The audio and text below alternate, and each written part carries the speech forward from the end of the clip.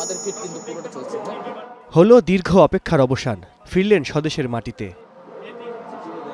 বিমানবন্দরে পেলেন নেতাকর্মীদের অভিবাদন, স্বজনের সান্নিধ্য আর প্রিয় জন্মভূমির মাটির স্পর্শ। তারপর লাল সবুজের বাসে চেপে পূর্বাচল যাত্রা।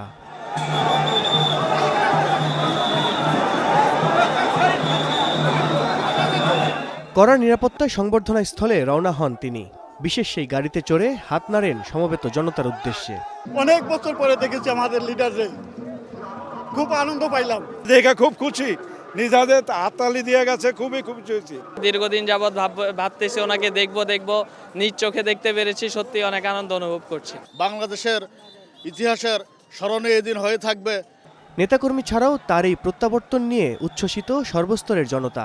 কারো মতে এই ফেরায় কাটবে রাজনৈতিক অনিশ্চয়তা, কেউ বলছেন এতে সহজ হবে গণতন্ত্রের পথে যাত্রা। হাসিনার মতো শাসন আমরা আর চাই না। তারেক রহমান আমাদেরকে নতুন করে আবার জায়গায় তুলবে। আমরা হারানো গণতান্ত্রিক প্রক্রিয়াটা আমরা ফিরে পাই, এটাই আমাদের কাছে প্রত্যাশা। সুশৃঙ্খলভাবে যাতে দেশ পরিচালনা করেন, এটাই আমাদের একমাত্র প্রত্যাশা। তারেক রহমানের হাত ধরে ইনশাআল্লাহ বাংলাদেশে আবারও গণতন্ত্র পুনরুদ্ধার হবে। এই দেশের জনগণ ওনার ওই আশাকাঙ্ক্ষার প্রতিফলন ঘটাবে ইনশাল্লাহ। ১/১১ বিক্ষুব্ধ সেই সময়ে কারাবন্দী হন তারেক রহমান।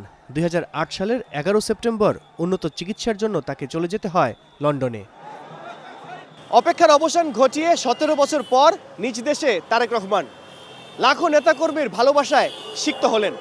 তারে আগমনে গণতন্ত্রের প্রতিষ্ঠার পথে দেশ আরও এক ধাপ এগিয়ে যাবে, এমনটাই বলছেন উচ্ছ্বসিত নেতাকর্মীরা।